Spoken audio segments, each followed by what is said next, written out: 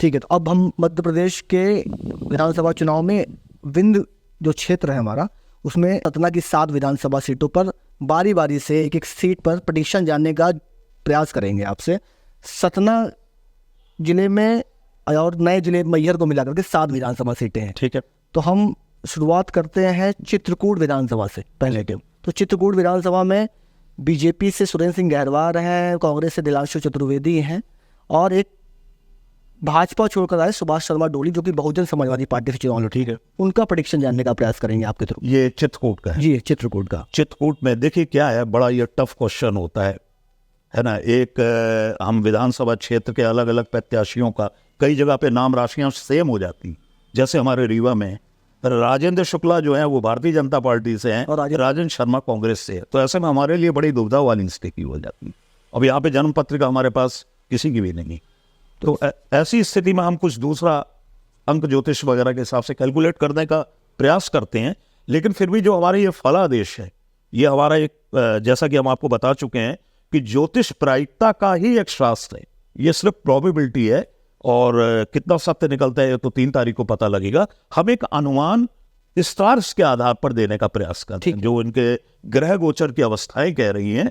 और ये लगभग जैसा कि हमारे दर्शक भी जानते होंगे, मैं बताना भी चाहूंगा कि ज्योतिष विज्ञान जो है वो 80% तक एक्यूरेट माना गया है।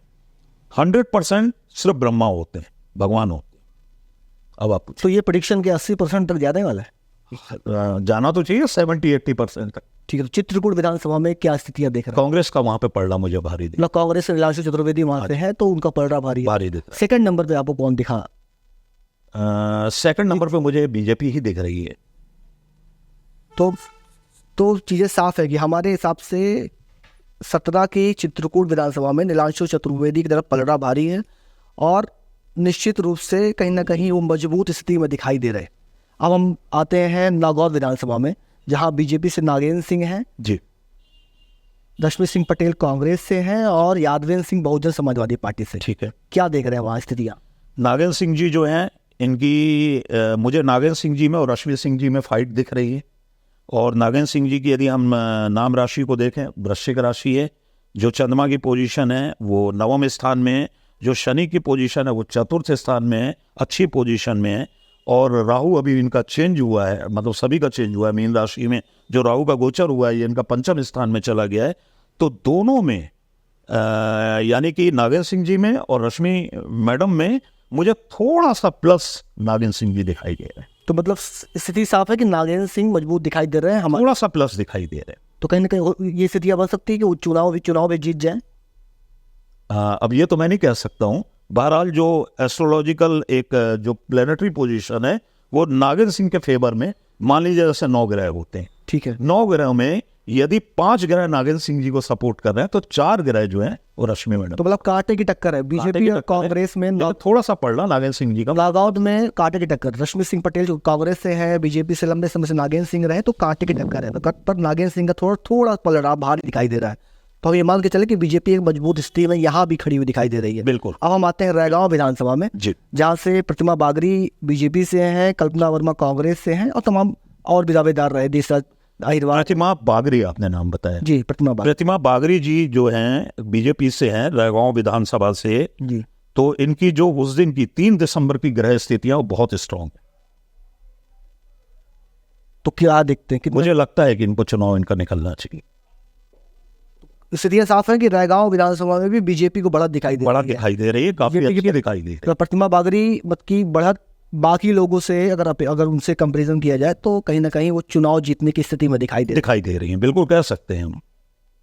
क्या लग रहा है कहाँ, मतलब कितना क्लोज कॉम्पिटिशन? जो उनका ज्यादा है, इसमें अंतर ज्यादा है, क्योंकि इनका जो प्लैनेटरी पोजीशन है 3 तारीख की, उसमें मून काफी फेवर में है इनकी। और ये कल्पना वर्मा तो क्योंकि अभी सिटिंग एमएलए रही हैं तो अच्छा, तो इनके कुछ मुझे प्रतिमा जी का थोड़ा सा ज्यादा प्लस दिख रहा है।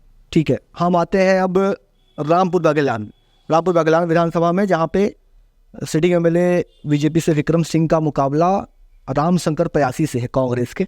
तो वहाँ पे क्या स्थितियाँ दिखाई दे रही हैं? वहाँ पे मुझे विक्रम सिंह जी यानी बीजेपी ही यहाँ पर भी थोड़ा प्लस में दिखाई दे रहे हैं। जहाँ पे हम बोल रहे हैं कि थोड़ा प्लस में दिखाई दे रही है, तो वहाँ पे ये ना समझा जाए कि हम टालने का प्रयास कर रहे हैं। वहां पर ये मतलब है कि जो हार और जीत का अंतर होगा वो बहुत कम वोटों कम, बेहद कम मार्जिन। बहुत कम मार्जिन से होगा।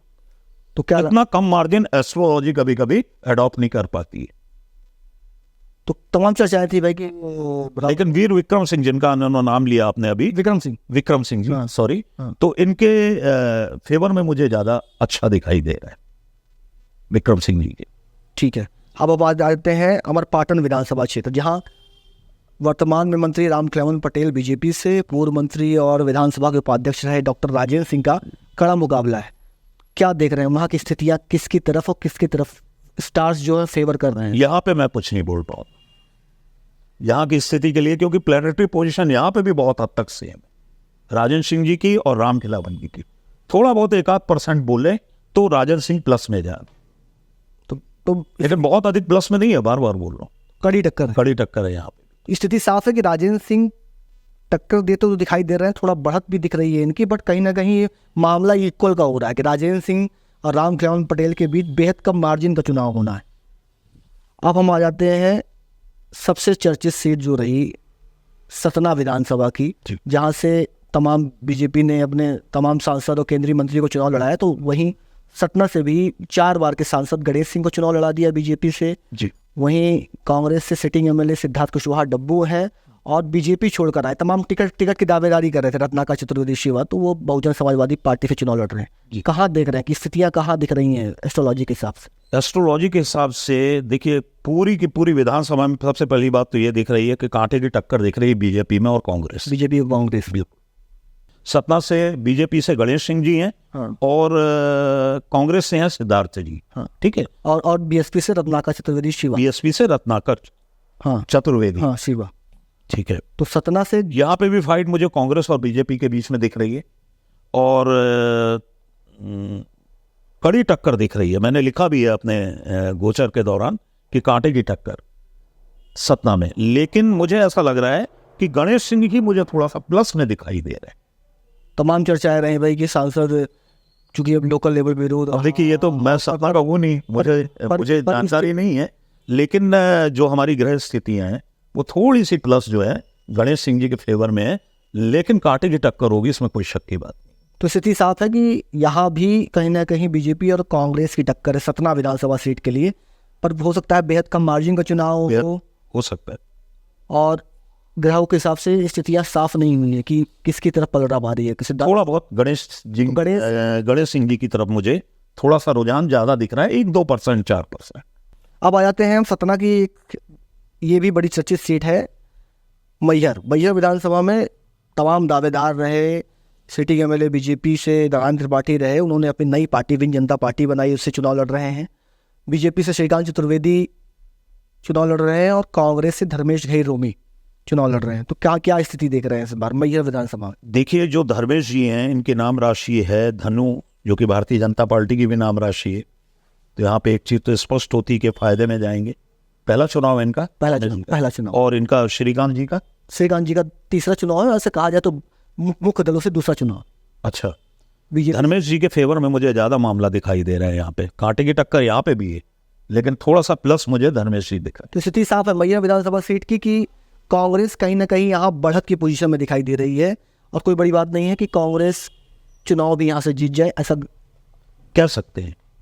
तो कांटे की टक्कर है या फिर धर्मेश कांटे की टक्कर कि धर्मेश की तरफ उनकी तरफ ज्यादा मतलब हमें रुझान दिखाई दे रहा है। जो ग्रह स्थितियां जो एक फेवरेबल है वो धर्मेश जी की तरफ मुझे कुछ ज्यादा दिखाई दे रही। तो आप अगर उसको ओवरऑल कैलकुलेट करें कि सतना विधानसभा सीटों में तो बीजेपी को कितनी सीट, अब लगभग 5 के आसपास सीट मुझे दिखाई दे रही है, 4 से लेकर 5 सीट। 4 से 5, और कांग्रेस की तरफ अब 2 सीटें बचती हैं। हाँ, 2 से लेकर 3 सीट। 2 से 3 मतलब उधर कम होगा तो यहाँ बढ़त मिल जाएगी। तो कहीं ना कहीं बीजेपी मजबूत स्थिति में दिखाई दे रही है। बिल्कुल, 7 विधानसभा सीटों में 100%।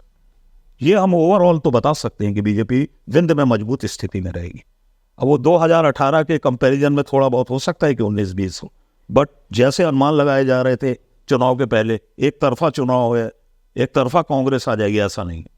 तो स्थितियां बिल्कुल साफ है कि सतना की 7 विधानसभा सीटें, मतलब नए जिले मैहर को भी मिला लें, जैसे मैहर और पाटन है, उसमें 4 से 5 बीजेपी को सीटें जा रही हैं और कांग्रेस को वहीं 2 से 3 सीटें लगभग अनुमान लगाया जा रहा है कि इसके आसपास ही रिजल्ट होना है। और मध्य प्रदेश में कहीं ना कहीं बीजेपी की सरकार को बढ़त मिल रही है और बीजेपी सरकार बनाने की स्थिति में दिखाई दे रही है। पर हाँ, कांटे का मुकाबला कांग्रेस से बिल्कुल जारी है।